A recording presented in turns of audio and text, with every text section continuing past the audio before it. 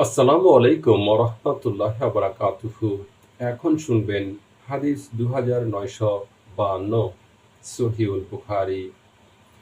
আয়েশা রাদিয়াল্লাহু তাআলা আনহা হতে বর্ণিত, তিনি বলেন, আমরা জুল কাদার ৫ রাত থাকতে আল্লাহর রাসূল সাল্লাল্লাহু আলাইহি ওয়াসাল্লামের সঙ্গে রওনা হলাম। হজ আদায় ব্যতীত আমাদের আর কোনো উদ্দেশ্য ছিল না। মক্কার নিকটবর্তী হলে আল্লাহর রাসূল সাল্লাল্লাহু আলাইহি ওয়াসাল্লাম আমাদের আদেশ দিলেন, যাদের নিকট কুরবানির জন্তু নেই তারা বাইতুল্লাহর তাওয়াফ এবং সাফা মারওয়ার সাই করার পরে ইহরাম খুলে ফেলবে। আয়েশা রাদিয়াল্লাহু তাআলা আনহা বলেন, কুরবানির দিন আমাদের নিকট গরুর গোশত পৌঁছানো হলো। আমি জিজ্ঞেস করলাম, এগুলো কিসের? বলা হলো, আল্লাহর রাসূল সাল্লাল্লাহু আলাইহি ওয়াসাল্লাম তার স্ত্রীদের পক্ষ থেকে কুরবানি আদায় করেছেন।